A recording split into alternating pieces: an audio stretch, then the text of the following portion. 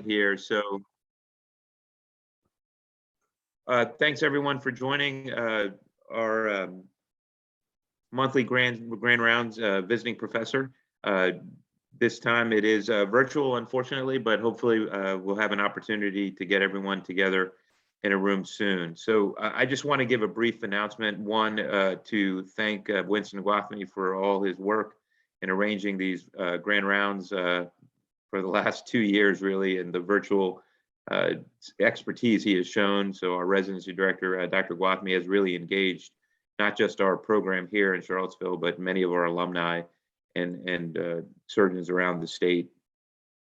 So this is a very special grand rounds for me, is because this is in honor of my the chair I worked under for 5 years, and of course he mentored me throughout my training here as well. This is the 8th Mark and Jean Abel Visiting Professorship in Pediatric Orthopaedics, named in honor of Mark and his wife Jean, who have contributed so much to pediatric orthopedics over his almost 30 years of dedication to the University of Virginia. He was not only a division chief of Peds Ortho, he was chair for several years, for 7 years, and then has been vice chair of faculty development during the time I've been chair for the last 9 years, and has really helped our faculty continue to flourish and receive the promotion and tenure, obtain their promotion and tenure with the consistency. So Mark, I'm going to turn this over to you. Thank you for all you've done, and I'm glad we're able to continue this tradition, and I can't believe it's already in its 8th year. And thank you to our visiting professor, Dr. Davids, for spending time for early in the morning on the West Coast. So Mark, I'm going to turn it over to you. Thank you, Bobby. Yeah, UVA is near and dear to my heart, despite what I might say. I very much love everything that's happened to me at UVA, and I appreciate your support over the years. Yeah, we're very fortunate today to have a friend of mine and a colleague, Jon Davids, here. Unfortunately, it's our 2nd year that we've had to do it virtually, and I was explaining to Jon how beautiful it is here today. And so hopefully we'll have an opportunity to get him out here and at some point in the future. Jon is a professor of orthopedic surgery and the Ben Alley Chair in Pediatric Orthopedics for the University of California at Davis. He's the assistant chief of orthopedic surgery for the Shriners Hospital in in Sacramento, and the director of the motion analysis lab there at the Shriners in Sacramento.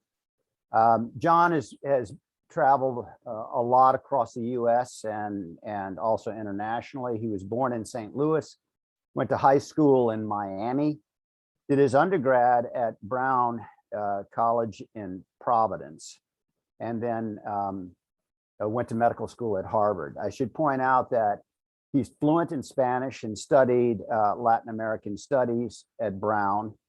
Then he did a residency at the University of Colorado, and our paths crossed when he started his fellowship at the University of California and its Children's Hospital the year after I finished. And there he proceeded to stay on as faculty until 1993, when he moved out to the Shriners in Greenville, South Carolina, where he climbed the ranks to become the chief of staff and run their motion lab and their orthopedic program until 2011. And then in 2011 is when he made his trek across country to California, where he now resides. Jon has been a quiet leader in all of our national organizations, board examiner for the ABOS, and helped in the development of the recertification exam. The pediatric orthopedic topics suggest that everyone listen carefully today. You might see those things come up again. He has been an important leader for POSNA, helping with their international committees, for the American Academy for Cerebral Palsy and Developmental Medicine, and for the North American Society for Gait and Clinical Movement Analysis. He's done a great deal of international work, even in college, where he volunteered for Amigos de las Americas and helped in vaccination programs in South America. He's gone on to do yearly treks into Central America, Belize, and recently the islands in Barbados with the Shriners system. He's well published with over 100 peer-reviewed publications and 50 book chapters, mostly covering his research work on cerebral palsy and its effects on musculoskeletal development, as well as how our interventions affect the impairment. By that, I mean bracing and surgeries, how that affects the movement quality of patients with cerebral palsy. So that brings us to the topics. He's going to be discussing the rationale for and the evolution of gait analysis and orthopedic surgery for children with cerebral palsy, from polio to single event multi-level surgery in the first topic. And here, I think everyone will get a taste of how important motion analysis has been to our understanding of human movement. And then he'll follow, we'll take questions, and he'll follow with a presentation on the quantitative assessment of the ankle and foot, which I think is fundamental to our understanding of human walking, and also a very common topic for in-training questions. So without further discussion, I want to introduce Jon Davids. And again, thank you for getting up so early. You know, it's now 4:07 there, so you get an early start on the day. Thank you, Jon. My pleasure, Mark.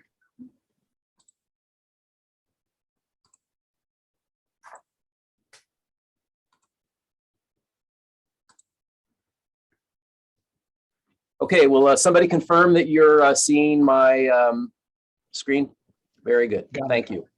All right, good morning, everybody. And Mark, thank you for the generous introduction. Here are my disclosures, none of which are really directly related to the topic that we'll be discussing. I'm really honored to be the 8th Mark and Jean Abel Visiting Professor in Pediatric Orthopaedic Surgery. Mark and I have been talking about this for at least 3 years, and I've been looking forward to visiting your center and spending time with the residents. A shout out to Alyssa Altoff, a family friend. I have faculty connections with the Pediatric Orthopaedics at your institution, training pedigree in common with Drs. Abel and Bachman. And I've known Mark Romness for many years, and we share many professional passions. I was looking forward to visiting some of the regional attractions that Mark had told me about, but hey, it's COVID times, and we kind of have to roll with things as they are. So you can imagine my surprise when I got home a night or two ago, and there was this package on my doorstep, and it turned out to be a care package from Dr. Abel. And I opened it up, and it was full of wonderful UVA bling, and he's really upped my UVA swag. So Mark, thank you for all of this great stuff. You're welcome, and I give credit to Bobby for that. Well, Bobby, I'll thank you. I'll thank you as well then. All righty. So with the time that we have, what I'd like to do is provide a historical context for the treatment of children with cerebral palsy. We'll then look at modern clinical decision-making utilizing a process that we call the Diagnostic Matrix. And then finally, I'll share with you some thoughts about the future of quantitative gait analysis. And we'll consider some themes that relate to how new technologies are introduced into clinical medicine. So let's begin with the historical context. Cerebral palsy and other conditions like clubfoot and polio have been around for as long as we have human documentation. Here is a 3D computer reconstruction from the mummy of King Tut, and you can see that there's something going on with his left lower extremity. CP, perhaps, but also possibly a clubfoot or polio. The modern era of the treatment of CP begins with the work of this man, Louis Strohmeyer, who developed a technique of surgical tenotomy for clubfoot. Now, today, that may not seem like a big deal, but recognize that this was occurring in the absence of anesthesia, no sterile technique, and no antibiotics. And to realize just how radical this was, we can look to a novel from that time. Madame Bovary and her husband, Charles, was a physician in a small town. He performed a tenotomy, and the results were disastrous. This man, William John Little, was the first to describe in the modern literature a condition characterized by neonatal brain injury, and this was eventually called Little's disease. Later, the condition was termed cerebral palsy by this man, William Osler, who is remembered as being the father of bedside teaching, use the patient as a textbook. Not much happened until the work of this man, Winthrop Phelps, in the 1930s. He was an orthopedic surgeon, and he published a really classic article in the JBJS on CP that made the distinction between motor and mental impairments. He proposed a classification scheme that is foundational to what we do today. He identified treatment principles, some of which remain relevant. And in here, he recommends using motion pictures to analyze how children walk. So anticipating gait analysis by decades. Now, when the hospital where I worked, the Shriners Hospital, opened in San Francisco in 1923, this was the type of work that we did. We cared for kids with polio, and we used braces made of leather and laces. The most famous American to have polio was Franklin Roosevelt, our 32nd president. And it's remarkable looking back at how the efforts he went to conceal his impairment from the public. This picture looks relaxed, but it's really anything but. We can see that Roosevelt is holding his daughter's arm. He's leaning back against a cane, and underneath his pants, he has knee, ankle, foot orthoses, KAFOs. In reality, this was how he got around. His efforts to conceal his impairment represented a collaboration between the government and press or media that would never happen today. Fortunately, our attitudes towards impairment have changed, and public figures with impairments, such as the governor of Texas, Greg Abbott, no longer need to hide their impairment from the public. So in the last half of the 20th century, pediatric orthopedists spent a lot of time dealing with problems like polio and infectious diseases of the musculoskeletal system like tuberculosis and bacterial disease. By the 1950s, scenes of children stacked in iron lungs changed to scenes of children lining up to be vaccinated, and eventually polio was essentially eradicated. The history of this eradication process is one of the societal success stories in our country. And for those of you who would like to know more, I'd point you in the direction of this book, which was a Pulitzer Prize winner in history, and it's really a remarkable read. About the same time, the use of antibiotics to treat osteomyelitis came along, and what had previously purely been a surgically managed disease became now a medically managed disease. So in the 40s and 50s in pediatric orthopedics, it was the end of the polio and osteomyelitis area. At the same time, there was improved obstetrical care, which decreased the amount of cerebral palsy occurring, but there was also the rise of neonatal medicine, which resulted in an increase in the amount of CP. These forces balanced out, and amazingly, over the 70 years that we've been accurately measuring the rate of CP in our populations, it hasn't changed. So remarkable job security for those of us who care for kids with CP. So by the last half of the 20th century, pediatric orthopedists were spending a lot more time dealing with CP. It was recognized from the get-go that this was a complex undertaking, and in 1947, the American Academy of Cerebral Palsy was founded based upon a multidisciplinary approach.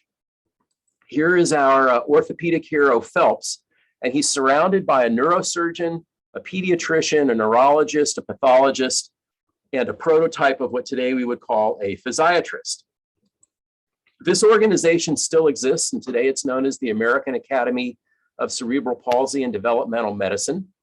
And the leadership line now is a bit more diverse than it was in the early days. For anybody who is interested in caring for kids with CP, this is the meeting to go to. It's a remarkable event.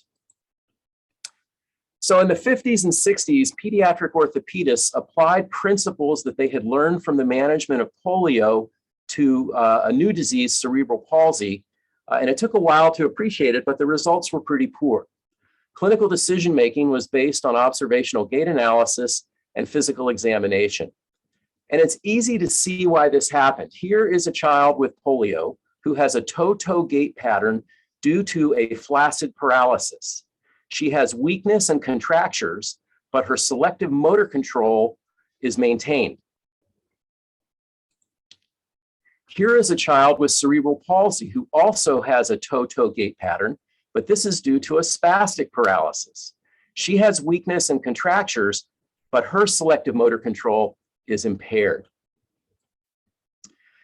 The problem with applying polio principles to CP was beautifully summarized in this cartoon by the late, great Mercer Rang, who was a pediatric orthopedic surgeon at the Hospital for Sick Children in Toronto.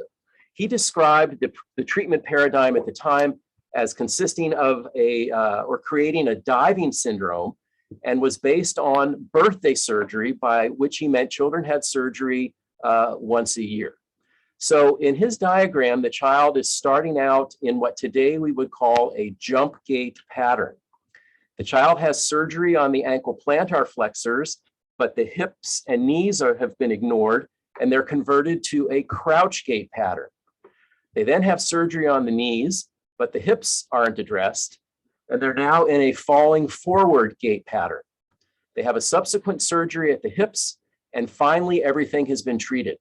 I would say that the only inaccurate part of Rang's diagram is the fact that the child is smiling after going through all of this. So in the 1980s, there was a paradigm shift in pediatric orthopedics with the utilization of quantitative gait analysis. And I'd like to take a brief historical detour and look at some of the interesting characters who have contributed to our understanding of gait analysis. In the qualitative domain, this has been the work of artists and photographers. And I'd like to tell you the story of Edward Muybridge. He was born in 1830 in England, came to the US, ended up in San Francisco, where he was a book dealer. He was on a book selling tour in Texas in 1860 when he was in a stagecoach accident and sustained a closed head injury. While he was recovering, he developed an interest in the new field of photography and pretty quickly became one of the preeminent landscape photographers in the US West. His work matches that of Ansel Adams, who came decades later and had better technology. Muybridge was hired by the governor of California, Leland Stanford, who had a passion for racehorses. And at the time, there was a controversy as to whether when a horse was running, when a horse was running, we need someone to mute. Emmanuel, you got to mute. Thanks, Mark. When the horse was running, whether all four of the horse's legs were off the ground at the same time. So Stanford hired Muybridge to develop a technique for photographing fast motion. And he did this indeed. And as you can see from his work here, he was able to confirm that when a horse was running, all four of the legs were off the ground at the same time. Oh, thank you so much. I'm sure, yeah, absolutely. Muybridge went on to publish a book called Animal Locomotion. Really hope I didn't offend him. Oh, really? Yeah. Emmanuel, you're still not muted. I'm sorry about that. He's a visiting professor from California. It's like, Hey, Emmanuel. Emmanuel, Emmanuel, you need to mute. I got him. All right. Sorry, everybody. Yeah. Luckily, he didn't say anything he'd be embarrassed by. This guy anyhow. keeps talking about CP.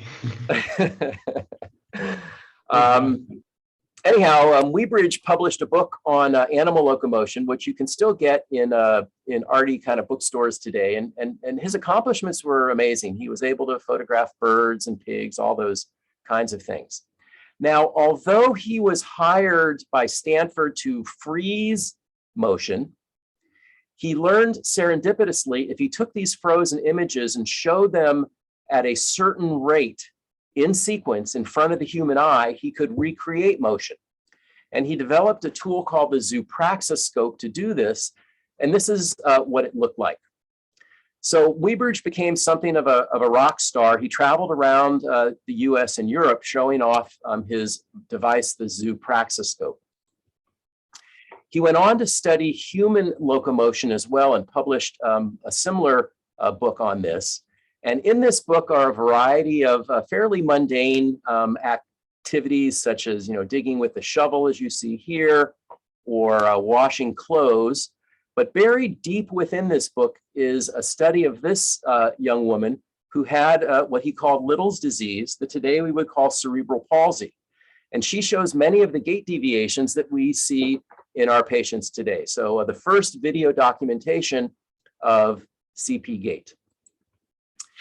100 years after Weebridge's death, the US Postal Service had a series on the pioneers of communications. And here is our man Weebridge, who is remembered today as the father of motion pictures. Now that's a good story, but there's a little more. While Weebridge was working for Stanford, he married a woman half his age, and they very quickly had a baby. He learned almost immediately that he was not the father of the baby, and he was outraged, found out who the guy was, and in the middle of the day went into downtown San Francisco to a saloon and shot the guy dead.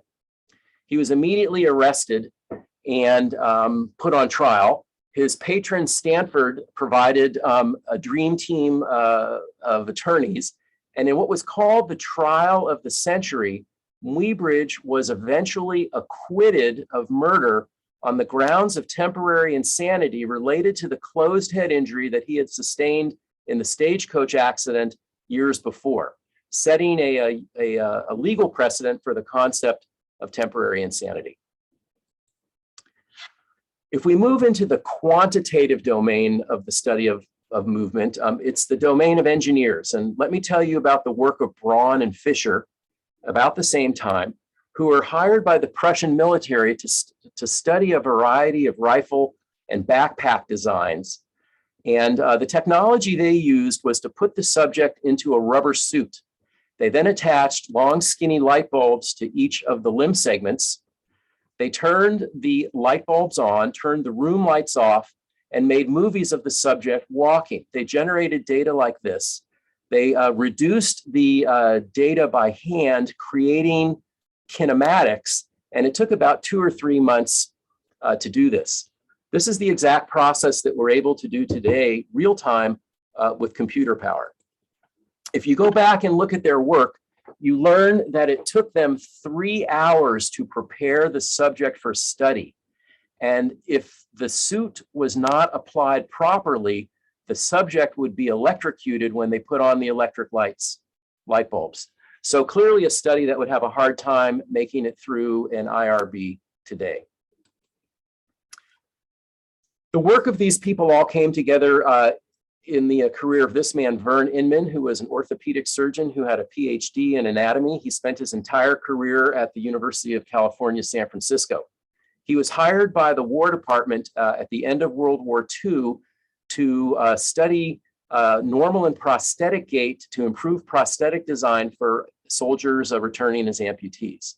He recognized that we needed a form of objective analysis to best understand the biomechanics. He partnered with engineers from the aerospace industry to develop the first modern biomechanics laboratory in Berkeley. And this is what the output of his data or his lab looked like. He and his team published an article in the JBJS in 1953 that I would consider to be one of the absolute classics of everything published in our flagship journal. This article has a number of interesting illustrations, such as this one showing the excursion of the body's center of mass in the sagittal plane during walking. A diagram like this would never appear in the JBJS today. There are some other really remarkable diagrams here. This one describes the excursion of the body's center of mass in 3 spatial and 1 temporal dimension. So a remarkable visual display of quantitative information.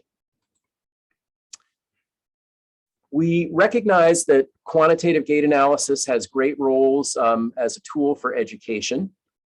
It's widely accepted as a research tool. If you want to publish in any of our peer review journals on anything that's done to improve walking, these days you need to have gait analysis to support your work. Interestingly, the use of this technology for clinical decision-making remains extremely controversial. And this is a photograph of our team getting together to review the gait data to come up with a treatment plan. And I'll return to this issue in a little bit. So let's move on now to current clinical decision-making and the concept of a diagnostic matrix. So the modern approach to the treatment of gait disorders in children with CP involves this diagnostic matrix. The surgery is called single event multi-level surgery, or SEMLS. And the rehab represents a complex multidisciplinary effort. Now, when I say diagnostic matrix, you may be thinking something like this, but this really isn't what I'm talking about.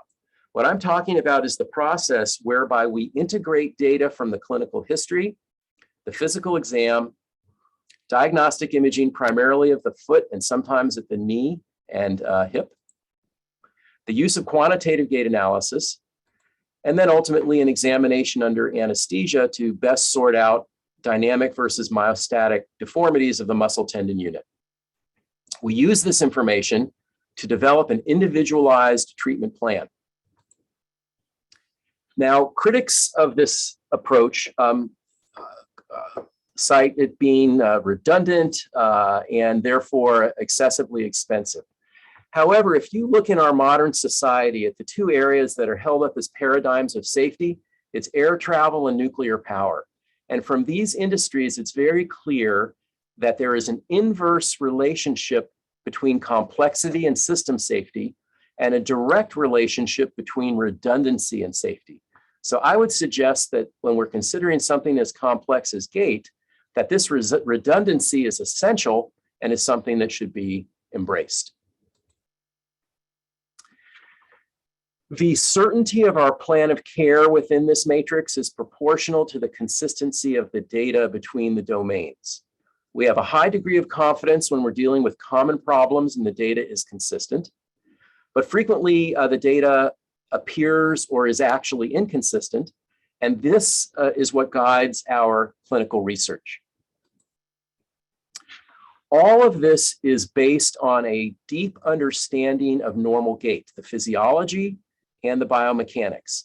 And with this as a foundation, we can then approach in a systematic fashion the study of pathologic gait, focusing on pathophysiology and pathomechanics. And along the way, we've learned that many of the gait deviations that we see are actually disease specific. So here is an example of a subject with polio who is walking in what we would call a kinematic crouch gait.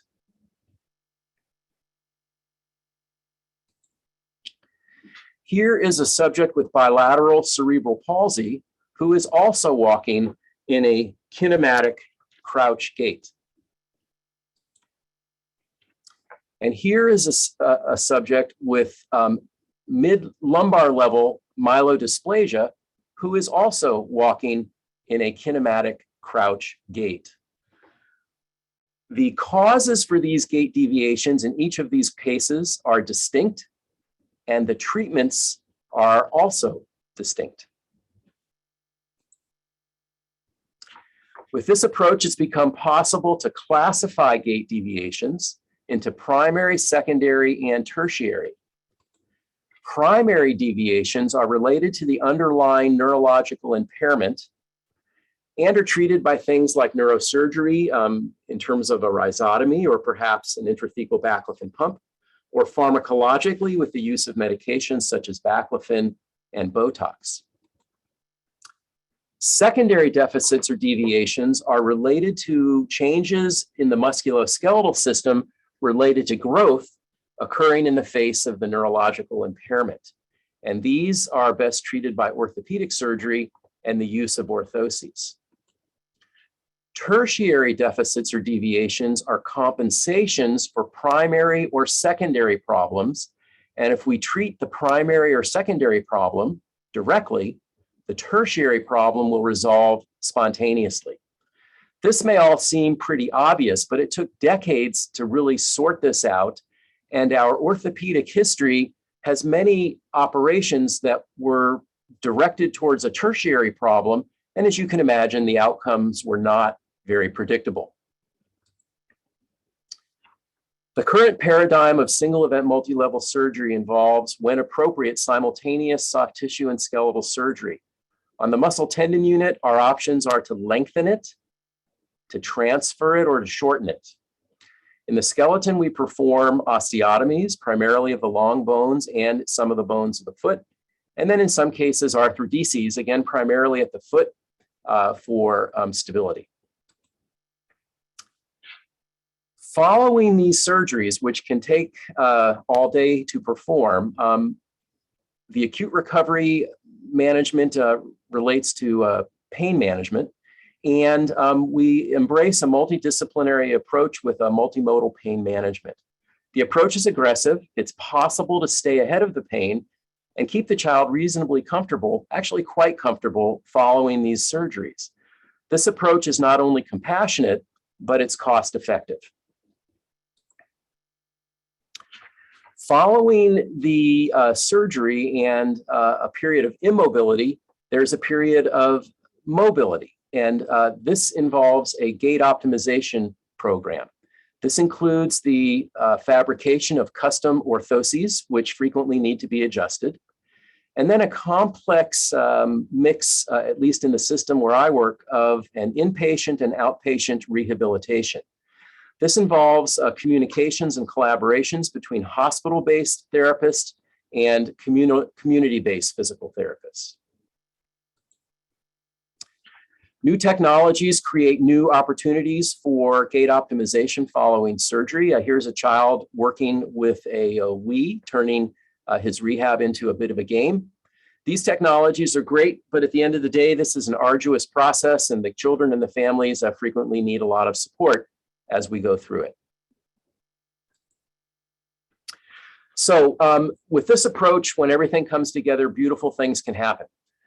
Let me show you two examples. This is a 9.5-year-old girl, bilateral CP, GMFCS2, so a very functional ambulator, who has issues relating to foot alignment, in-toeing, tripping, balance, and her past treatment has involved botulinum toxin injections to multiple muscle groups. From her video here, you can see that she walks in what we call a jump gait pattern. She's on her toes with her knees bent, and she's got some transverse plane issues as well. Her analysis involved a physical examination,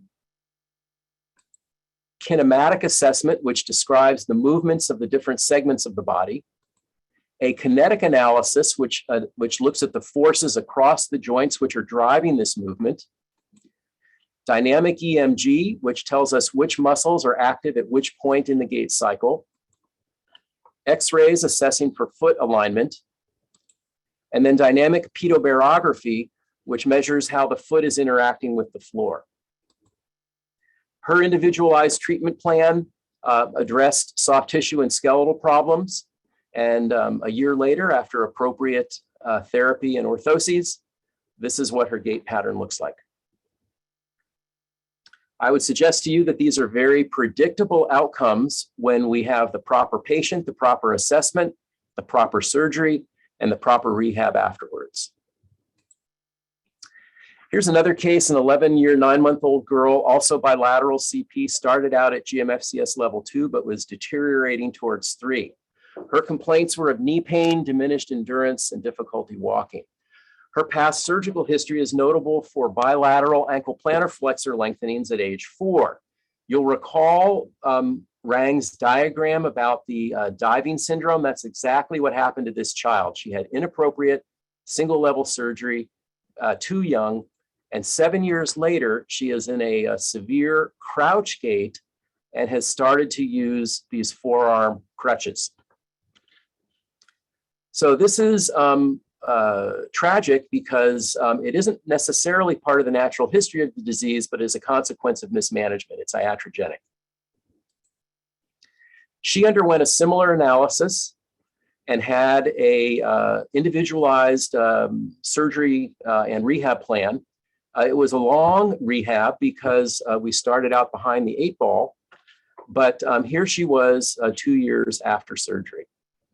So her gait pattern has been restored with the use of orthoses. Here she is 11 years after surgery, and the benefits of the surgery have been maintained, and she now chooses to ambulate without orthoses.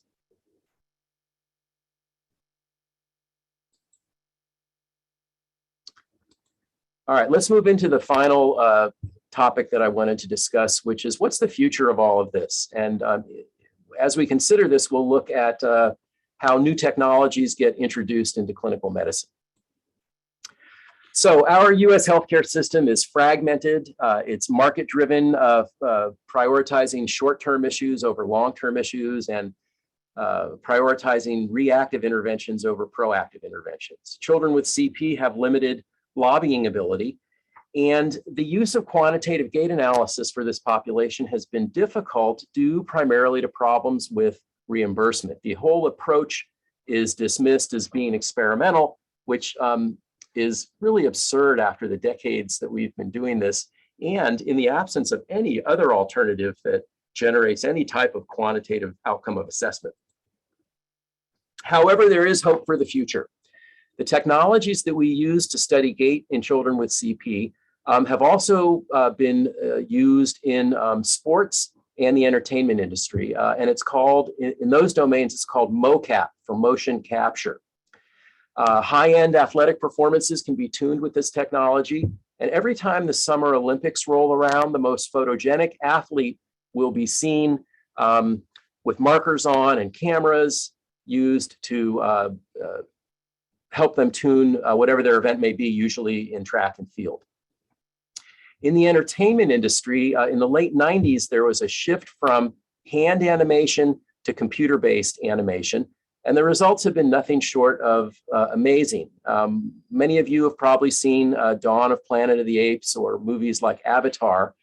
The technology associated with the use of this motion capture in entertainment has advanced dramatically to the point that markers can be placed on the face, as you see in the lower left image. The actor can emote, and then the avatar, in this case, the ape, can be made to have facial expressions that seem quite alive. Really pretty incredible technologies. And these advancements trickle back to those of us who are using these technologies clinically. We currently favor the use of evidence-based medicine, which recognizes or believes that clinical decision-making based upon the best evidence will lead to the best outcomes. The best evidence is seen as being objective and quantitative. I would suggest that quantitative gait analysis provides exactly this type of data in primarily technical domain outcomes that can be used at all levels of evidence within the EBM paradigm. Similarly, we're these days into the concept of precision medicine, which generally is seen as the tailoring of medical treatment to individual characteristics based on genomic analysis.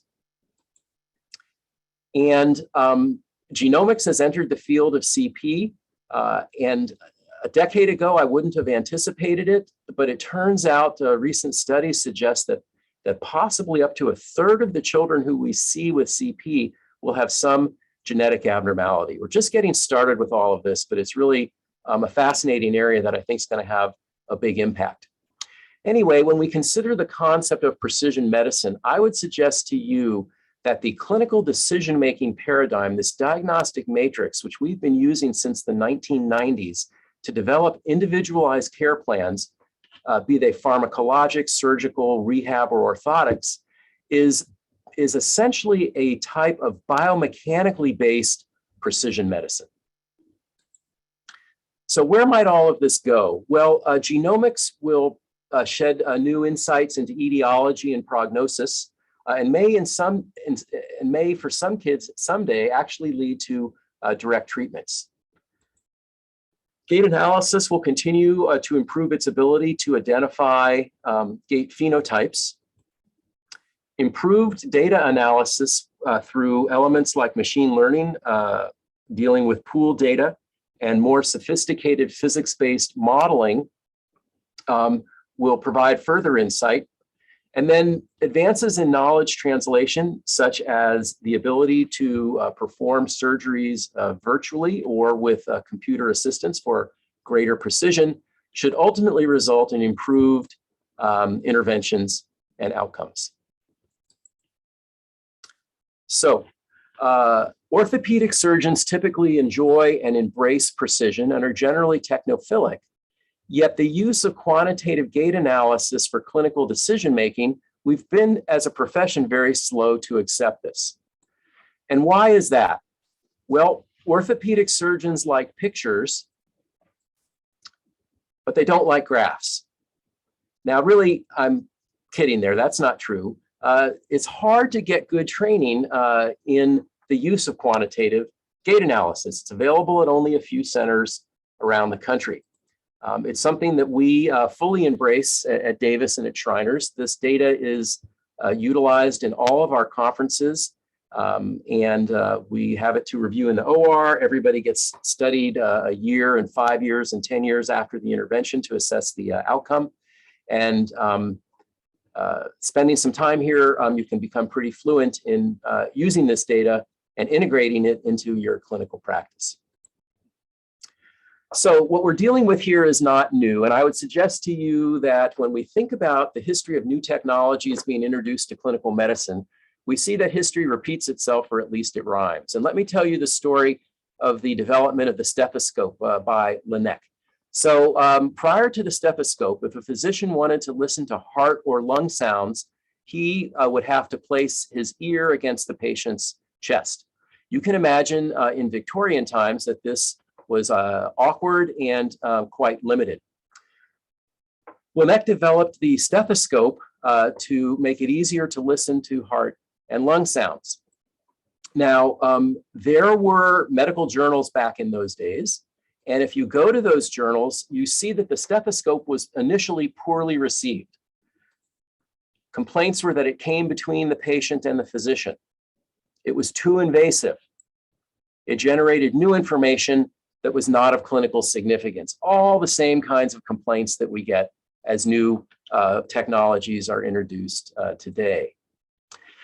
It took academic medicine 100 years of working with this stethoscope technology to better understand what the information was that it generated and how to use it. And then it took the training of younger physicians to cement its role in patient care.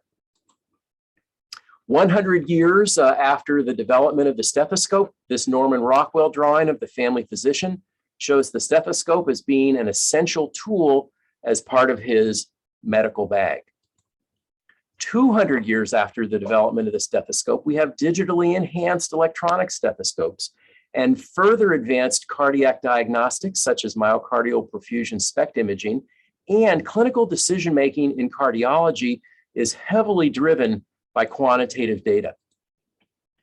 I would suggest that we can learn from that paradigm with increasing disease complexity and heart function. Some patients will be evaluated with a stethoscope. A smaller number will need an EKG, and a smaller number will get an echocardiogram. Similarly, with gait function, everybody can be examined walking in the hallway. A smaller number will need a structured form of observational gait analysis, which I'll share with you some work we've done on that. And finally, an even smaller number will need 3D gait analysis. So the trends with the technology here are to make this data increasingly available and easier to understand by the individual patient. How about applying this concept to gait analysis? Well, everybody these days just about has a smartphone, and the smartphone has video capabilities. We've recognized that not everybody has access to a gait lab. So what about this? We're working on a paradigm, an approach where we use the videography capacity of the smartphone, mounting it on a gimbal platform to capture biplanar videos of a child walking. And here's what it looks like. You could do this almost anywhere. The videos then can be analyzed by free or very inexpensive software that is designed for coaches to analyze athletic performance. It basically allows for the assessment of biplanar alignment. We've worked on improving a tool called the Edinburgh Visual Gait Score to standardize how observational gait analysis is performed. For those of you who have more interest in this approach, we call it MOGA, Mobile Observational Gait Analysis. You can look at this article, which appeared in the J. Posna a year ago. And then we have a website, as you see here, that has all the information that you would need to, at a very low cost, develop the capacity to measure the gait of your subjects in almost any setting. Now, on the horizon, technology improvements are occurring always, and marker-less motion capture is here. This allows us to make quantitative assessments of kinematic movement outside of the laboratory. It allows us to study movement in real-life settings in the home and the community. There is a kind of merging of observational and quantitative gait analysis. This article, a collaboration out of Stanford and Gillette Children's, compared the typical or traditional way that we do gait analysis to an alternative technique that uses a single video camera with deep neural networks to make predictions about kinematics. And it turns out it's remarkably accurate relative to time distance parameters and a few kinematic parameters. So there'll be more coming on this in the future. Exciting developments. So when new things come along to clinical medicine, there are some recognized stages that things go through. First is the period of the prosthetizer. These are early vocal proponents. They tend to see things in black and white. They make sweeping statements. Their enthusiasm is sincere, but it results in over-application of the new approach, and the skeptical majority frequently are offended by these enthusiasts. This is followed by the period of the critical enthusiast. With experience and objective analysis of the new approach, the technology is refined and the appropriate applications are identified. This is followed by the period of incorporation. With familiarity, there is confidence in the new approach, there's widespread utilization and acceptance, and ultimately the gold standard is redefined. I would suggest to you that we're well past the period of the proselytizers in the use of quantitative gait analysis and into the time of the critical enthusiasts. And as my mentor told me, an important clinical innovation rarely makes its way by gradually winning over and converting its opponents. What does happen is that the opponents gradually die out. So I'm a critical enthusiast. I've spent most of my career introducing this approach to the next generation. We embrace the concept of multidisciplinary teamwork and integrated application of this technology with other technologies. We avoid the evangelical approach, and we're committed to ongoing critical analysis of the processes. So I would suggest that the future is bright. We can anticipate further improvements in technology with respect to quantitative movement analysis. There's a great role for gait analysis in the evidence-based medicine paradigm. And in precision medicine, gait analysis can provide biomechanical phenotypes that will shed some light on the clinical context of the data generated through a genomic analysis. Through this diagnostic matrix, it's possible to both standardize care and develop individualized treatment plans. And with that, I'll say thank you. Happy to answer any questions. Okay, that was a great talk, John. Wonderful, beautiful history, a nice discussion of the applications. So if there are questions, now's the time to bring them forward. I can also take them virtually in the chat if you'd like, but you can unmute yourself and ask. Say again, I can take them virtually in the chat, but if you want to unmute yourself, you can certainly ask the questions out loud. I've got a question. Go ahead, David. Dr. Davids, and thanks. That was really, really interesting. I'm Dave Weiss. I'm an orthopedic trauma surgeon here at UVA, and I don't do a lot of gait analysis on kids, but I do a lot on adults because people who've been injured frequently have altered gait, and we try and figure out if that's just a part of their rehab or if they have some problem that we need to address. My question to you, having a gait lab obviously means that many of the kids probably get analysis because you have the technology and ability to do it, although I know reimbursement sometimes is an issue. How do you decide when you look at your ladder of testing, when you observe someone and then you do maybe a little bit more structured analysis, how do you decide who actually needs the gait analysis and who is it, and who doesn't need that gait analysis, or when do you decide to take those more advanced steps from a sort of a quantitative step? Yeah, thanks, David. That's a great question. I think this approach is obviously helpful when you have very complex gait deviations, particularly transverse plane gait deviations, which are very hard to appreciate visually. It's not widely appreciated that the approach is also very good for the very mildly involved child who you have the opportunity with the right interventions to make dramatic improvements and in some cases almost normalize their gait pattern. So across the spectrum of pathology, there are applications for this. In a setting where you are trying to advance the state of knowledge, you would want to study everybody who you intervene on. And we have so much to learn in CP that throughout my career, anybody who we have contemplated any type of surgery to make them walk better, we apply the technology. However, with experience, you can sort a good bit of this out. And I would suggest again that we have a better time observationally in the sagittal plane and coronal plane than we do in the transverse plane. We have an easier time in a way at the foot and ankle, and a much harder time at the hips and pelvis because those segments have more significant motion in all three planes. And if you apply this approach to the upper extremity, it becomes even more relevant, but we have yet to really fully embrace that due to some technical challenges. So I think it's a great tool. There are a lot of misperceptions about it. If you have a reasonable lab throughput, the cost of a gait study is pretty much comparable to an MRI of the knee. And when you think about the complexity of what we're dealing with and the amount of data generated, it's really quite a bargain.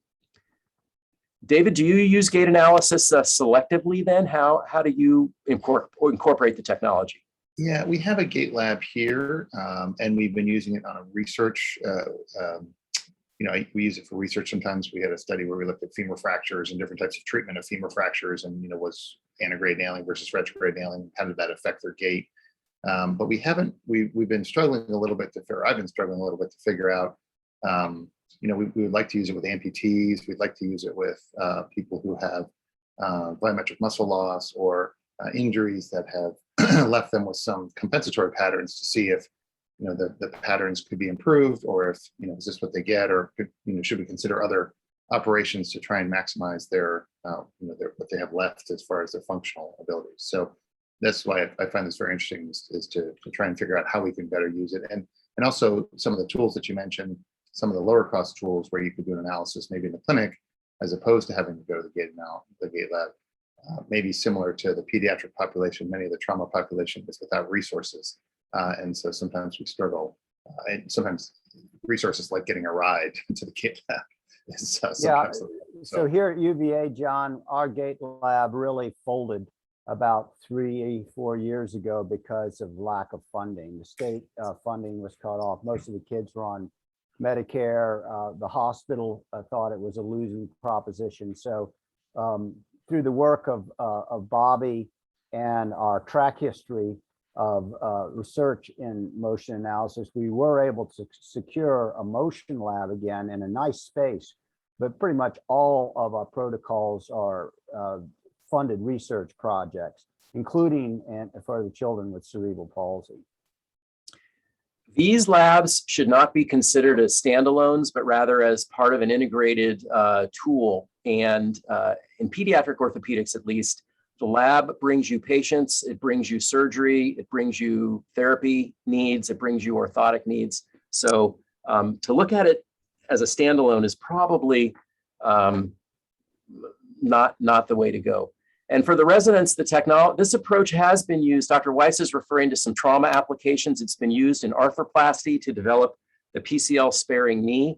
It has some applications in sports as well. We're very interested in using this technology to improve our ability to clear athletes to return to sport, to do it more quantitatively. So this is the future. It's going to be, well, it's been slow. It's taken my whole career. But in parts of the world where healthcare is less fragmented than in our country, where complex problems are concentrated in certain centers, where resources are allocated based on quantitative data and outcome assessment, this approach has found a warmer home and reception than in North America. Yeah, and I think that's a key point, is that the fragmentation in the United States is counterproductive to the development of motion lab. Motion labs were developed in hospitals as a marketing tool without the expertise. And so just because you have a motion lab doesn't mean you actually understand how to manage kids with cerebral palsy. And I fully embrace the idea of specialized centers. I don't know if we'll ever get that in the United States, but I think therein is part of the problem. Let me just make another observation about the management of kids with cerebral palsy and motion analysis. You your erudite description of the different types of defects, primary, secondary, and tertiary, I think is very, very useful. In my career managing children with cerebral palsy, I always felt insecure by two facts. One, the varied phenotype of what we call cerebral palsy. There were some children that had fairly decent selective motor control, others who had really poor selective motor control, as well as mental capacity to understand what was going on. The second was that there was no way to actually treat those primary defects, which I thought were the underlying cause of the secondary musculoskeletal problem. No matter what you did, you weren't going to be able to take a kid who is, GMS 3.9 and do a lot for them, or GMS CS4, where the parents wanted them to walk, just because those primary defects were so severe. So aligning expectations was difficult. The second part of the problem was that while it's easy to say that muscle tendon surgery is you either lengthen, transfer, or shorten, the reality is that many people were doing tenotomies, and even within those three buckets, the varied techniques led to tremendously different outcomes. And we spent a considerable amount of time in the animal lab trying to normalize the tension in the muscle tendon unit through a very precise muscle tendon surgery, but carrying that into the human population was extremely difficult. And so if you can't standardize the surgery and it's difficult to define the phenotype, it's hard to get consistent results if you're not in specialized centers. Those are great observations. And these technologies, I think, can address each of those issues. For the residents, Dr. Abel's talking about impaired selective motor control. That's the ability to isolate the activation of a particular muscle or a series of muscles to create a complex motor activity. When this is impaired, this is an enormous problem, and the treatment options are squishy at best. You can use dynamic EMG, electromyography, to quantitatively assess just how impaired the selective voluntary motor control is. You don't have to guess anymore. And that's a tool that I think will be helpful in sorting out the population. The clinical phenotypes are final common pathways for a variety of insults, and genomics will help us to sort that out better. And in the future, clearly there'll be some type of a mechanical augmentation of our clinical surgical decision-making when we do lengthen a muscle tendon unit that will allow us to do it with a degree of precision based on the anatomy of the sarcomeres that will improve the standardization of those operations. Mark knows he's done work looking at this. I've had some experience as well.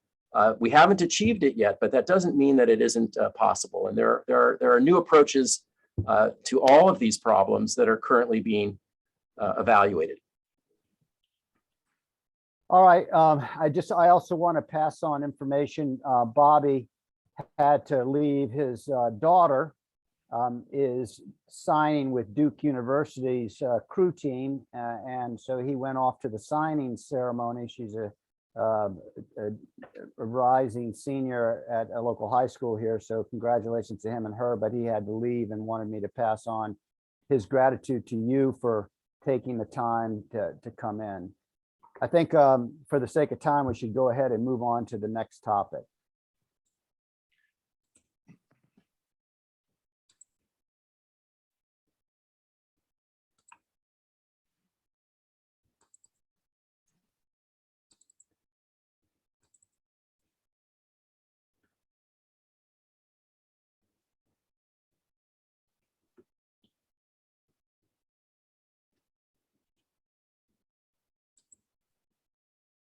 Okay, again, we're good to go here. Looking great. Very good.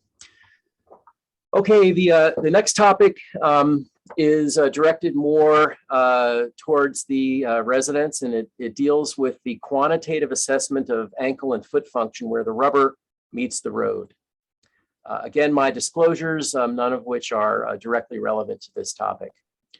So in my residency, I was taught that the foot is a dumb hand, and that was primarily due to the loss of prehensile function of the great toe. Then I joined Shriners Hospital, and I ran a limb deficiency clinic, and I met individuals like this who were born with bilateral upper extremity amelia. And what they were able to do with their feet relative to fine motor function was nothing short of amazing. So the foot is not dumb. It might be lazy, but it's certainly not dumb. So what I'd like to do in this talk is share with you a very high altitude overview of normal foot function. We'll discuss some of the challenges we have in the kinematic assessment of the foot. We'll talk about how we use X-rays both qualitatively and quantitatively to assess foot alignment. And then I'll share with you some work we've done using dynamic pedobarography and specifically focusing on the use of center of pressure progression to better understand foot function. So the foot has 26 bones, 19 significant joints, and it functions in shock absorption, stability, and by providing a lever arm. And that's pretty incredible. 3 very distinct functions based on the same bag of bones related to how the bones are aligned. Now, when we consider foot function, we first have to standardize our terminology, and this is not really well done in our profession. And I think what Ponseti proposed for clubfoot makes the most sense. So I'm going to give you an example of this terminology, and we'll use the hindfoot as our example. So when the plantar aspect of the segment in question, the hindfoot, is deviated towards the patient's midline, we would call that inversion or varus. When it's deviated away from the patient's midline, we would call that eversion or valgus. When the distal portion of the segment in question, here the hindfoot, is deviated towards the patient's midline, we call that adduction. When it's deviated away from the midline, we call that abduction. In this approach, supination.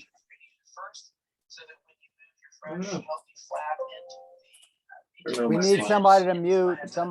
We need muting. We got background noise. DC, someone needs to mute. Okay, I think we're good. Thank you. In this paradigm, supination is the combination of inversion and varus and adduction. Pronation is the combination of eversion or valgus and abduction. Now, our modern understanding of the functional anatomy of the foot goes back to the work of Scarpa, who was inspired by the hip to describe essentially the midfoot as an acetabulum pedis. And he felt that there was a socket that was formed around the head of the talus. And the socket had skeletal components, the navicular and the calcaneus, and then soft tissue components, which were multiple ligaments between these bones. Now, I don't really agree with Scarpa's approach, but it is foundational, and it allows us to recognize that the midfoot serves as a couple between the hindfoot and the forefoot. And it sets us up for the understanding of the midfoot being locked or unlocked. And for that, we go back to the work of Inman, one of my orthopedic heroes, who I mentioned in the previous lecture. He modeled the subtalar joint as a mitered hinge. And the challenge here is that the principal axes of rotation of this joint are not perfectly aligned in either the coronal or the sagittal plane. In the sagittal plane, it's 40 degrees upward from the floor. And in the transverse plane, it's 20 degrees medial.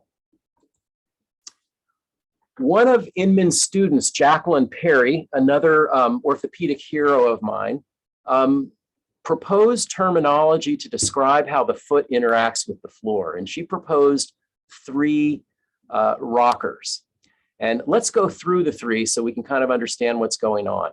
The first, or the heel rocker, occurs early in stance phase, and the principal function is shock absorption. What we see is the heel hitting the ground first, and then controlled plantar flexion to get the foot flat on the floor. At the skeletal level, what's happening is that the tibia is rotating internally and the ankle is plantar flexing. This combination forces the subtalar joint into eversion and abduction, which we call hindfoot pronation. When the hindfoot is pronated, the talus drops into plantar flexion. With this alignment, the principal joints of the midfoot, the calcaneocuboid to your left and the talonavicular to your right, are said to be unlocked. And what do we mean by that? Well, here we're looking at the subtalar joint from the front, or the coronal plane. The talus at the top, the calcaneus at the bottom, lateral to our left, medial to the right, talonavicular joint, TNJ, and calcaneocuboid joint, CCJ. When the subtalar joint, or the hindfoot, is pronated, the principal axes of rotation of these 2 midfoot joints are parallel, and they are able to move. And we say that the midfoot is unlocked. And that's good, because in the unlocked position, the foot can contribute to shock absorption. The second, or ankle rocker, occurs in mid-stance, and the principal goal here is stability or support. what we see is the foot flat on the floor and the body advancing over the foot. At the skeletal level, the tibia is rotating externally and the ankle is dorsiflexing. This combination forces the subtalar joint into inversion and adduction, and we say that the hind foot is supinated. With the hind foot in a supinated position, the talus is forced into a dorsiflexed alignment, and we say that the principal joints of the midfoot, calcaneocuboid to your left and talonavicular to your right, are locked. And what do we mean by locked? Well, again, we're in the coronal plane looking at the subtalar joint.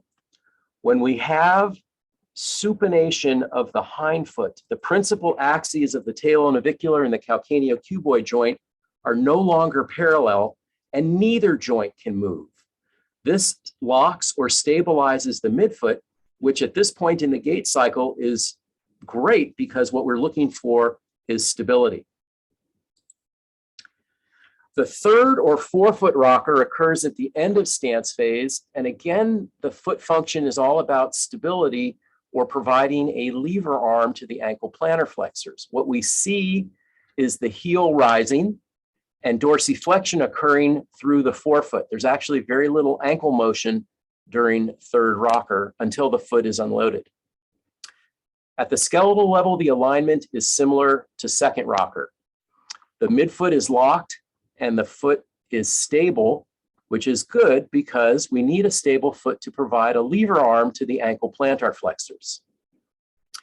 And it turns out that the largest moment generated by any muscle at any point in the gait cycle is generated by the ankle plantar flexors in terminal stance. That is why injuries to the ankle plantar flexors are so devastating to normal gait. Kinematics is the measure of the movement of the body segments.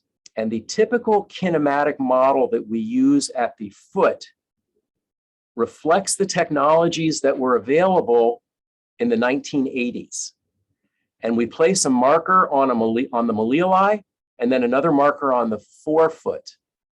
And when the midfoot is stable, everything comes together pretty nicely, and our clinical exam and our x-ray and the kinematic data all make sense. However, what about a situation like this where we have dorsiflexion occurring through the midfoot? The clinical exam is going to show, and we use these two markers, our simple single segment foot model. The clinical exam will show a tight heel cord and plantar flexion of the hind foot. The computer sees the forefoot dorsiflexing relative to the ankle marker, and the computer output will read ankle dorsiflexion. Is the computer wrong? Well, no, not really. If you understand the model, then you can understand the data that's being generated. If you don't understand the model, the data appears to be inconsistent with the other elements in the matrix, and the cynics will say, this doesn't work, and they throw the whole package out. That's not fair. So there are a variety of more complex multi-segment foot models that exist. And this is a typical example. Usually they're generated by an engineer. They're mechanically precise, but clinically they're really hard to use. It's hard to place the markers accurately, particularly if you're dealing with small malaligned feet. This has been a topic of interest to me for a number of years, and I go back to the work of Inman and his modeling of the foot and the ankle. And he really recognized that for clinical relevance, we consider three segments, a tibia, a hind foot, and a forefoot. And this model allows for clinical decision-making with respect to therapy intervention, surgery, and orthotics. So along with colleagues in engineering, we developed a three-segment foot ankle model. The model uses a few anatomical markers that have to be precisely placed, and then several more technical markers which are placed relative to the anatomical marker. So it divides the foot into two segments, only uses 9 markers, and it's fairly easy and reproducible to place these markers.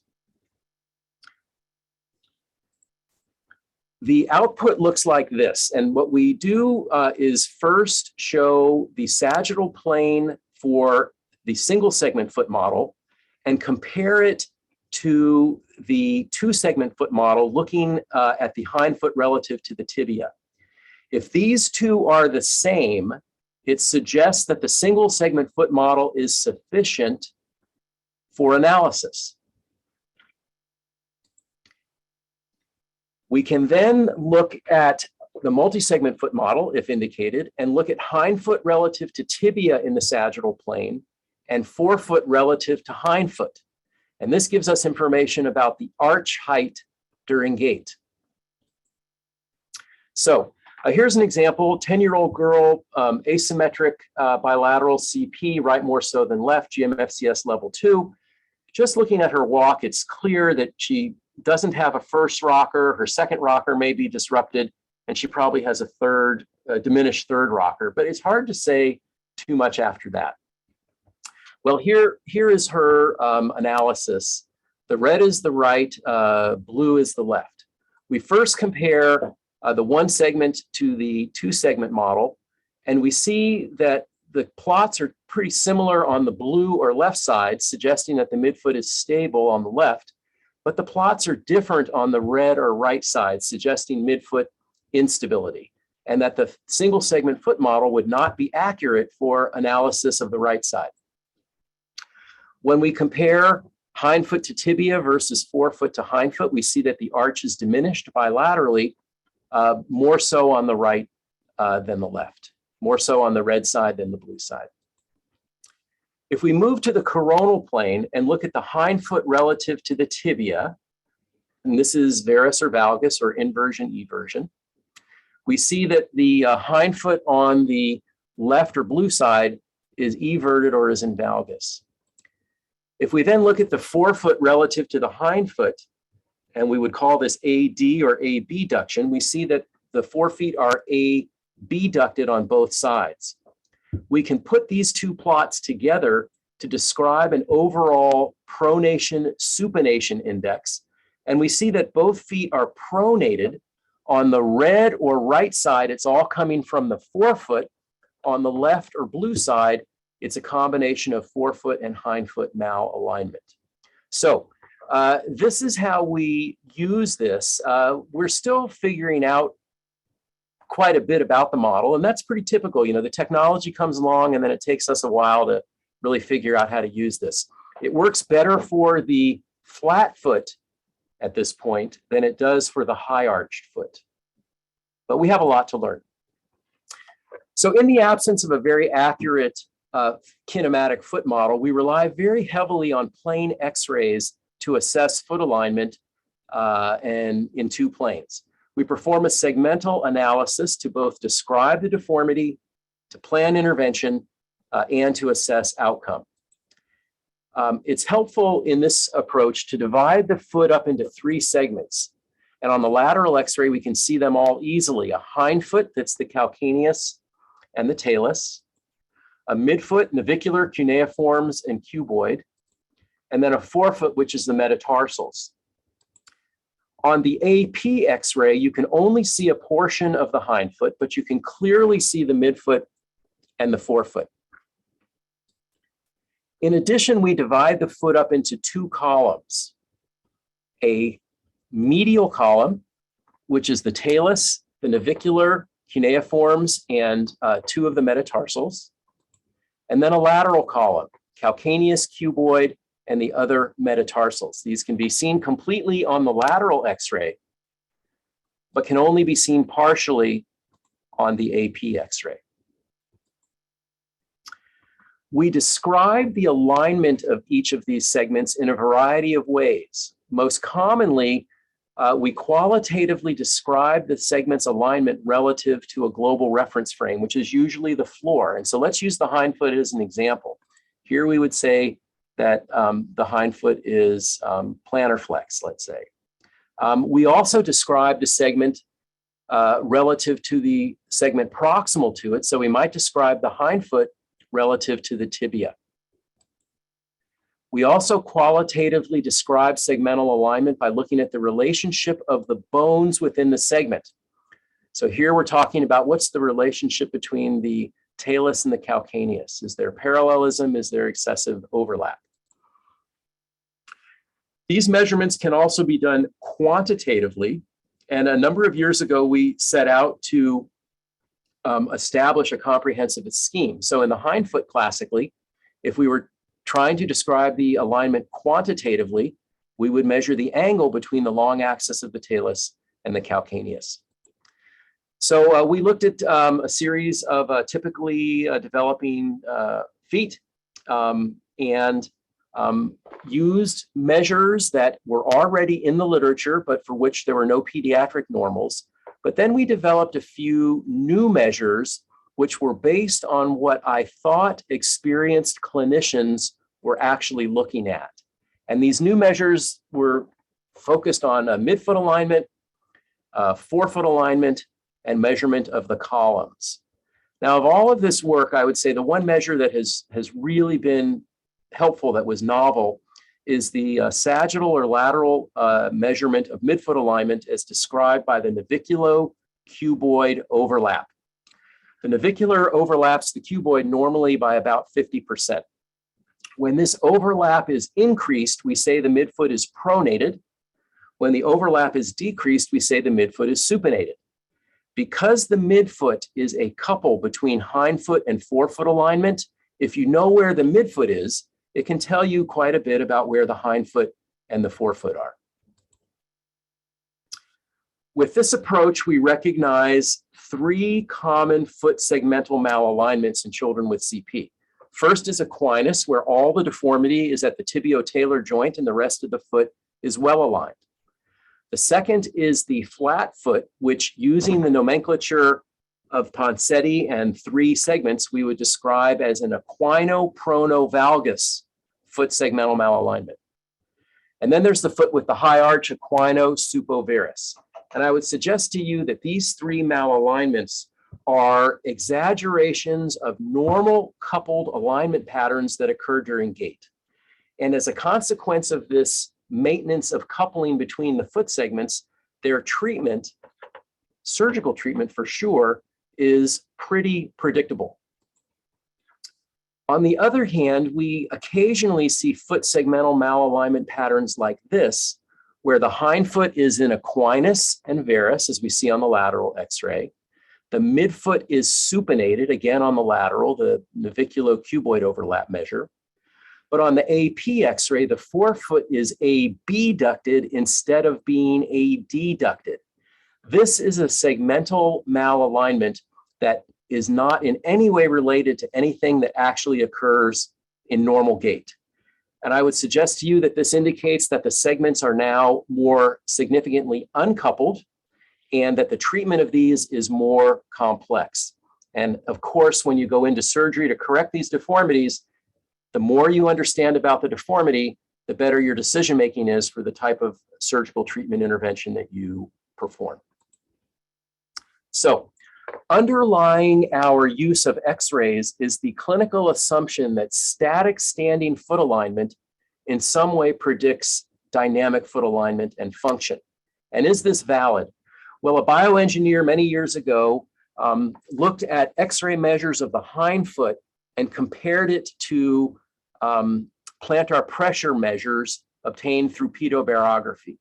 And he determined that only 35% of the variance in dynamic plantar pressure could be explained by measurements of static standing foot alignment. So there is a disconnect between static alignment and dynamic alignment and loading.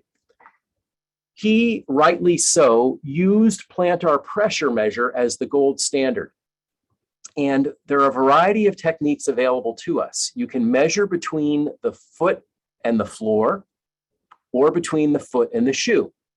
And depending on your patient population, you would choose one or the other. In pediatric orthopedics, we almost exclusively measure between the foot and the floor using a force plate like you see in this photograph. This platform has multiple sensors that collect data at a very rapid rate. The pedobarograph generates a tremendous amount of data. As you can see here, it shows us about contact area. What we're looking at is the sum total contact of the foot in stance phase. And every pedo example that I show you will be of the right foot. It's as if we're looking down on the right foot for your orientation. The colors show the magnitude of the loading in each of the cells. This allows for assessment of pressure distribution. And finally, the red line describes the location and progression of the center of pressure. Now, of all this information, what are we interested in? Well, again, it depends on what kind of problems you're dealing with. From our understanding of normal gait, we recognize that there has to be a balance between externally applied forces and internally generated forces. And again, the muscle's job is to generate a moment, which is the product of the muscle's strength times the distance about the joint which it is working, which is the lever arm. So let's look at this image to the right. We're looking down on the right foot. The axis of the ankle is the red circle. The orientation of the knee is the blue line, and the subject is walking from the floor towards the ceiling. The moment arm available to the ankle plantar flexors at that critical third rocker, that most important moment, when everything is properly aligned, is distance D. If the subject has an external foot progression angle, be it due to a broken down foot, external tibial torsion, other upstream malalignments, regardless, the more external the foot progression angle, the shorter the lever arm is that is available to the ankle plantar flexors. This puts the muscle at a biomechanical disadvantage to do its job in gait. And this provides the rationale for skeletal reconstructive surgeries to restore the lever arm to put the muscle in a better biomechanical circumstance to do its job. So if that's the issue that we're looking for, all of the data generated by the pedobarograph, probably the center of pressure progression is the most relevant. And we define this as the location of the ground reaction force vector or concentrated weight-bearing force relative to the plantar surface of the foot over time. Collecting pedobarographic data in children can be challenging. We have significant foot deformities that result in incomplete contact with the floor, and there's a large amount of data that needs to be presented succinctly or clinicians are never going to use it. So we worked on this a number of years ago and came up with this software and this paradigm. The approach begins by first establishing a width to length ratio of the foot. With this information then, if you have a partial foot contact with the force plate, you can apply the width to length ratio to make an estimate of what it would have looked like if the whole foot hit the floor. And with this, create what is called a mask, which divides the foot up into 3 segments: hindfoot, midfoot, forefoot. You then apply this mask to the partial contact pattern that you got, and this allows for a standardized approach for evaluating partial foot contact with the floor. We looked at some normal subjects, 5 trials per foot. We calculated the center of pressure progression, and then plus and minus 1 and 2 standard deviations medially and laterally. We use these data to create a 15-segment mask that goes from medial to lateral and proximal to distal. In this paradigm, the normal foot center of pressure progression goes from segment 3 to 8 to 13. The output is a single page, and if you are just interested in a qualitative assessment, you can look at the picture, and it's very easy to understand what's going on. If you want to take a deeper dive, you can look at stance phase on the horizontal axis, foot segment on the vertical axis, and the progression of the center of pressure occurs in a stepwise fashion. We can also measure the duration of the center of pressure in each of these segments, as you see here, and we have normative data for this. And finally, this allows for pattern recognition, which is certainly part of the future and will be enhanced by machine learning processes. So how do we use this clinically? I'm going to show you a series of pedobarographs that describe the different types of foot loading patterns that we might see. Every one of these, again, is the right foot. It's as if we're looking down.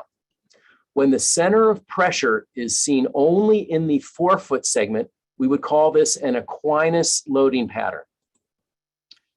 When the center of pressure starts in the hindfoot and progresses to the midfoot and forefoot, but spends too much time in the hindfoot, which is more easily seen on this plot to the left, we call that a calcaneus loading pattern.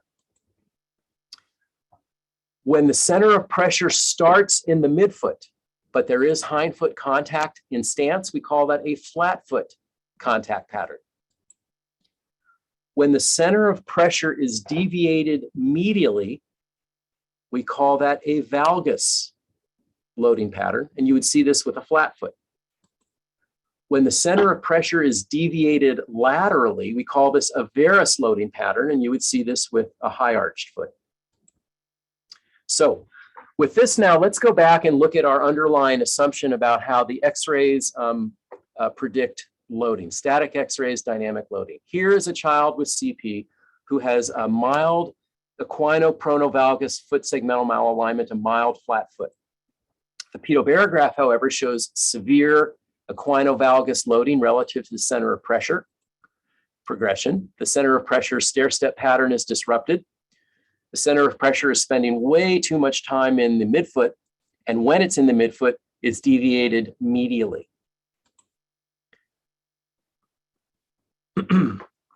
After doing this for a number of years, I've seen a lot of situations like this where the X-ray looks pretty good, but the pedobarograph looks pretty bad.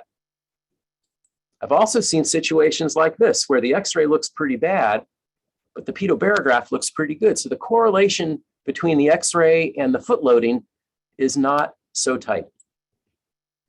So how might we use this? Here's a case, CP, flat foot, underwent a very typical surgery, which is ankle plantar flexor lengthening and skeletal foot reconstruction with lateral column lengthening. Preoperatively, the pedobarograph showed equinovalgus loading pattern. The stair-step pattern was greatly disrupted. The center of pressure is spending way too much time in the forefoot. And when it was in the midfoot and forefoot, it was deviated medially. Here's the intraoperative stress X-ray showing the surgery that we performed. Here is the X-ray 1 year after surgery, and the foot segmental alignment looks dramatically better. The pedobarograph in this case showed that the center of pressure progression looks much improved, going from hindfoot to midfoot to forefoot and going down the middle of the foot. The stair-step pattern is partially restored. The duration of the center of pressure in each of the segments is closer to normal, and the center of pressure is moving through the mid part of each of the foot segments. So a much more objective analysis. Let's put this to work. This is the case I showed you in the previous lecture, 9-year-old girl, bilateral CP, GMFCS2, a number of complaints, jump gait to start with.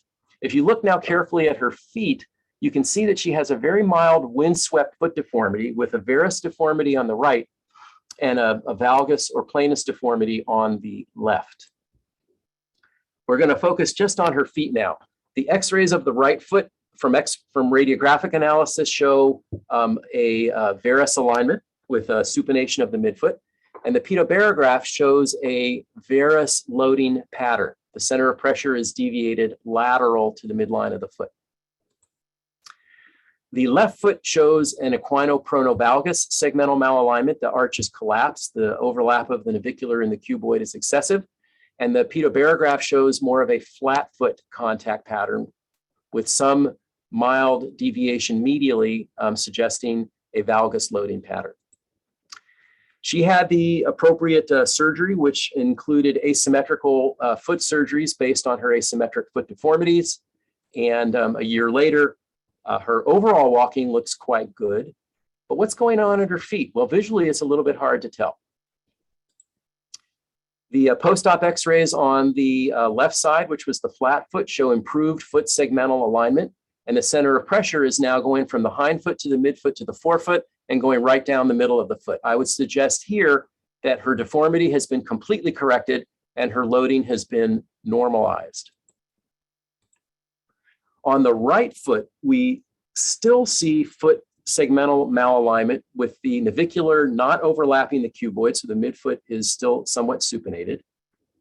The center of pressure is better than pre-op, but is still deviated laterally to 2 standard deviations, suggesting that there's still some varus loading.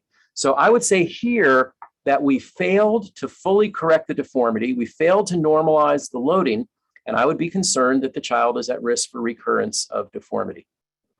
So the approach allows for a much more detailed assessment. Other applications. This is a child with bilateral club feet.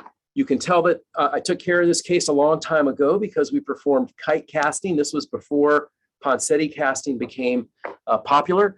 This child's mother was a medical school classmate of one of the residents. She was a OBGYN, and her husband was a medical malpractice attorney. So the sphincter tone was a little bit high in the management of this case. We did the casting, it never worked. And then we moved on to surgery, which was done at 8 months, and it was surgically, technically quite aggressive. I continued to see her, and at 6 years, she came back for follow-up. She was doing fine. Her ankle plantar flexors were tight, and she was back to the Gait lab because we were wondering whether she maybe should have some surgery to correct her foot alignment and maybe a tendon transfer. Her x-rays showed segmental malalignments of the foot that were typically seen in the post-surgically managed club foot. And the deformities are the most pronounced in the midfoot, where again, the navicular is not overlapping the cuboid. Her pedobarograph, however, showed that the center of pressure was really progressing quite nicely from hindfoot to midfoot to forefoot, and was normal on the right and on the left within 1 to 2 standard deviations towards varus. So I thought the pedos looked pretty good, and I thought, let's continue to watch. Here she is at 9 years of age. She's doing well. She's active, playing soccer. Her ankle plantar flexors remain tight on the clinical exam. Her feet are maturing, and we see all of the segmental malalignments that we saw when she was younger, and we now see ankle valgus, which is presumably a compensation for the subtalar varus. And as you see, as she gets older, her bones are starting to get a little squarer. And that's, again, this was sort of typically seen in post-surgical club feet. The pedobarograph at age 9 looked like this. I thought it actually looked better than the study from 3 years earlier and felt comfortable continuing to watch. Here she is at age 13. She's still active, though she's changed her sports to those that are a little bit less running intensive. Her plantar flexors remain tight. She's approaching skeletal maturity. She has a number of foot segmental malalignments that we can appreciate on the x-ray, some of which are offsetting. And the pedobarograph continues to look good. At age 15, she's less into sports and more into boys. Her ankle plantar flexors remain tight. Her x-rays are starting to show some, she's skeletally mature, and the x-rays are starting to show early degenerative changes at some of the joints, particularly in the midfoot, which again, were pretty typically seen with post-surgical club feet. Pedobarograph continues to look quite good. The final time I saw her, she was 18. She was off to university. Plantar flexors still tight. X-rays starting to show a little more wear and tear. Pedobarograph still looks good. So what are the relative roles of pedobarography and x-rays? Well, I believe the pedobarograph is a closer measure of function than the x-ray. Does that mean there's no place for x-ray? Of course not. X-rays are very helpful. They're a great screening tool. They're good for trending foot alignments in clinic. They're very helpful for preoperative planning. We use them for intraoperative decision-making, and they represent what I would suggest is a technical domain outcome. How well did your surgery do at restoring foot segmental alignment? So The take-home messages from this lecture, normal foot function is amazing. The same bones based on alignment can function to promote shock absorption, change the alignment, and the foot promotes stability and lever arm function. The relationship between static foot alignment and dynamic foot loading and function is complex, and static does not always predict dynamic. With improved foot modeling, a multi-segment foot model, the future, excuse me, involves better correlation between plane X-rays, foot kinematics, eventually kinetics, and pedobarography to help us better understand how the foot functions, improve our clinical decision-making, and ultimately improve the outcome of our interventions. So I thank you for your attention. Thanks, John. I would like to, just on that talk alone, I would like to say that you mentioned that you were taught it was a dumb hand. I was taught by my foot mentor, who was Armin Klickian, who's a big foot guy, you know, that the foot's more important than the hand because you have to walk on it. I can say that now that Chabra's left the conference, but yeah, that was a really nice talk. Any other questions? I thought it was a wonderful educational session, and I anticipated that. I think the first talk demonstrating the utility of motion analysis to evaluate a complex patient population was very nice. And again, this talk, I think, was particularly important to demonstrate how understanding foot dynamics is critical to surgical success. If you don't really understand foot dynamics and the alignment of the foot as it relates to deformity, it's hard to devise a prudent surgical approach. So I encourage the lectures, the residents to review these lectures. Yeah. Winston has been recording them, so go back and really look at this again. It was an outstanding presentation. It'll take several looking through, but understanding foot dynamics and the relationship between muscle function and foot alignment is extremely important to any orthopedic surgeon that plans to manage the foot. no, I agree. I think both talks are like a good movie. Each time you see it, you're going to get something more out of them. But I think they both, John, I really appreciate you joining us today, because I think they both demonstrate your expertise in taking complex and, you know, sometimes visionary ideas, and how great you are at quantitating things to allow practical understanding, you know, as well as, you know, helps us advance care and treatment of our kids. We have time for a question. Go ahead, Yeah, David. Thanks again, John. That was really, really interesting. A question I had concerns looking at that last patient that you showed, the girl who progressed through skeletal maturity and up to 18. When I watched her walk, it looked like her knees, particularly her right knee, might have been in a little bit of valgus. But you showed that she's walking with a fairly normal gait based on the pedobarography. If she showed up and said, and one of my questions had to do with compensation. So kids, I think, compensate very well. And you were showing some progressive arthritic change or degenerative change in the foot. And so, you know, the question is going to be in 10 years or 15 years, you know, is she not going to be able to compensate as well? But if she showed up with knee pain and we looked at her and said, oh, you've got a valgus knee, maybe we'll do an osteotomy, that might actually change her foot then, because she's compensating well with her foot. How do you sort of decide if you have someone who's got a fairly normal gait, but maybe a problem upstream? You might change that problem, but now you might change their gait because they've got some foot abnormalities as well that they're compensating for. Do you sort of have to take that into the analysis or make some decisions? You say, well, we can maybe help your knee, but now maybe your foot might be worse because we've taken you out of your compensatory stance. Yeah, that's a great comment. And in a way, David, you've answered the question. All of this is connected. And if you're going to intervene at one point in the chain, you have to anticipate what the consequences are going to be upstream and downstream. Now, in pediatric orthopedics, we have the benefit of growth. And so in a condition where maybe you're changing the alignment at one segment, if you know you're going to unmask a deformity at the other segment, frequently you can manage that with growth modulation. And that's the cleanest and the easiest. In the absence of that, you have to be prepared to address all the deformities. So the hind foot is a great example, and her case was a great example of that as well. radiographically, she had hindfoot ankle tibiotalar valgus, but her subtalar joint was in varus. And so those two deformities were offsetting. If you choose to correct one of them, you will certainly unmask the other, and you will actually make the child, worse off ultimately.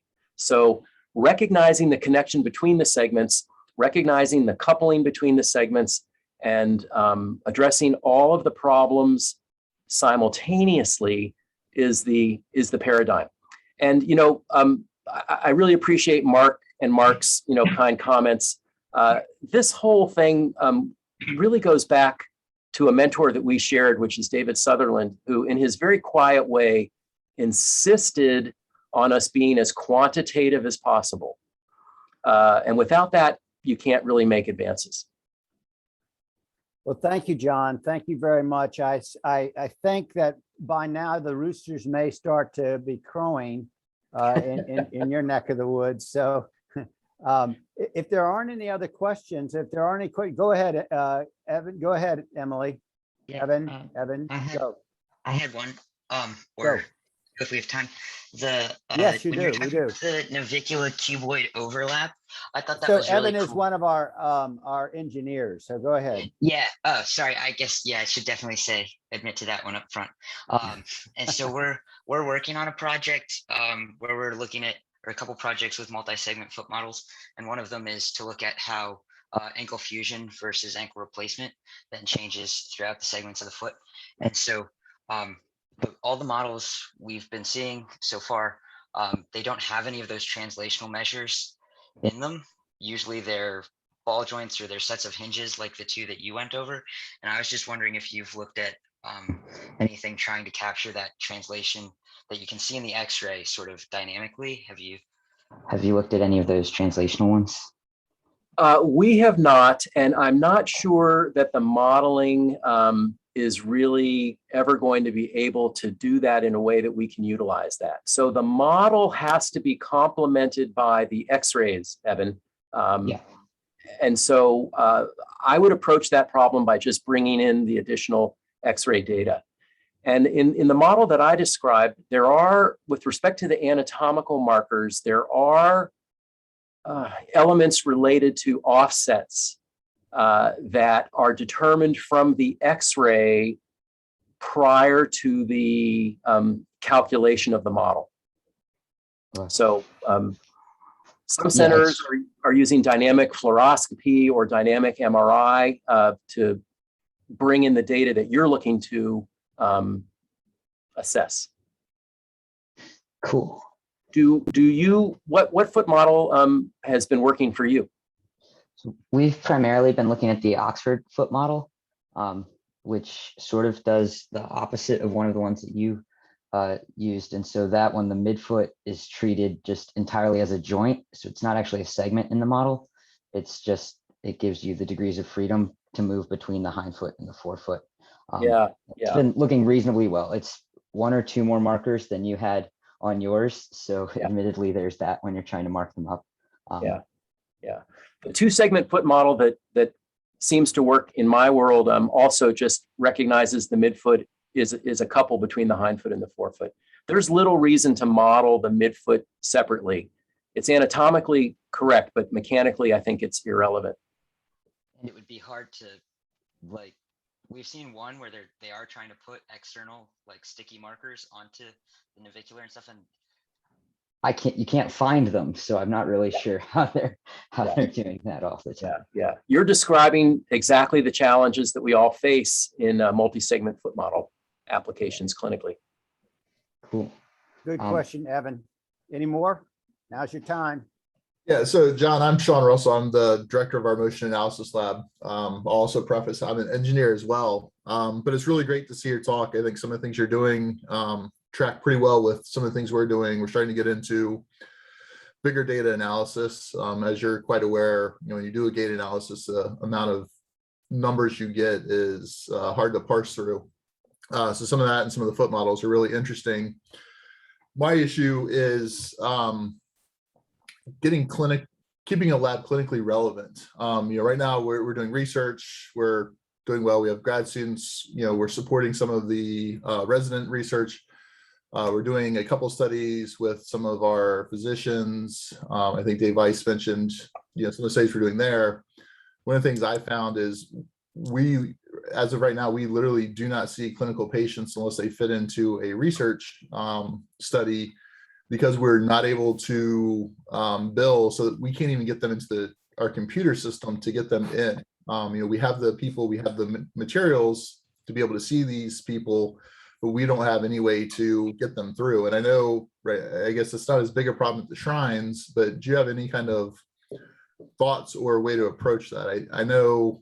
I feel like we would be much better off if we had a higher throughput. We saw clinical patients. It would increase, our ability to recruit patients. It would also increase our ability to see different deformities and different problems, so that as engineers, we can start kind of think about those, and that can inform our research.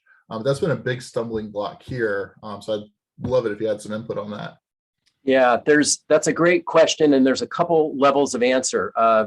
At the level of billing, it is certainly possible to bill for gait analysis. And there are multiple avenues. You can bill through the physical therapist, and you can bill technically. And that obviously would just be a matter of you working that out with whoever is responsible for billing in the different departments. But the how to integrate this into clinical practice, what's worked for me are a couple things. One, the data that we generate in our lab is on a server that all of the clinicians have access to, anywhere, clinic, OR, whatever it may be. So the data is very easily accessible. I think that's really important. The output of the data needs to be as simple as possible. Few of us spend the time to really understand what's going on. And so, like in the pedo, for instance, I think most of my colleagues don't go past looking at the colors and the red line. And that's okay. There's a lot of information there, and take a deeper dive if you like. And then physician champions, you are fortunate that you've got a number of physicians who have worked with this in the past and understand it. So, and you're at an institution that, gosh, it ought to be about more than the billing. All of you are doing research. It's hard to make it come together, I know, and you fight the good fight. I've chosen to have my career at Shriners, where I'm very heavily protected and subsidized for all of this. But there are colleagues around the country who have made a go of it.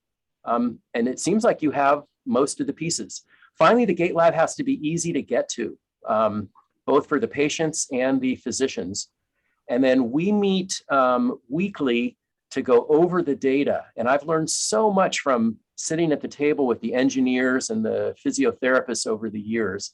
And although that meeting can be billed for as well, I do everything I can to protect it, because without us really spending some time together, kind of the whole thing falls apart.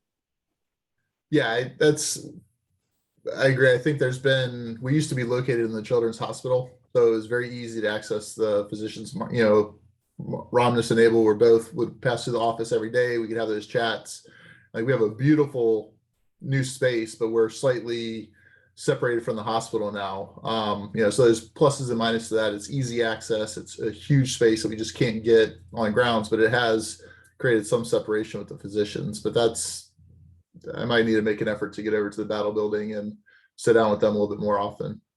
That's good. Thank you very much. I appreciate it. The clinicians that have to make commitment to refer patients and utilize the information. Goes both ways. Good point, Sean. Well, again, John, I'm going to let you go because I know the time. Know that you have an open invitation to go stomp around the Blue Ridge Mountains with me anytime you got a sibling. You have an offspring out in DC, so there's a reason to be close by, and I hope that you take me up on it. So without further ado, I'm going to go ahead and shut down the meeting. Thank you very much, John. Yeah, it's really been my pleasure. It's good to see all of you and talk about things that we all are very passionate about. So thanks for the opportunity. And Mark, yes, I would love to take you up on the opportunity to visit. So I'll be in touch. All right, right. take care. Thanks, John. Bye-bye. Goodbye, Thanks, friends. John.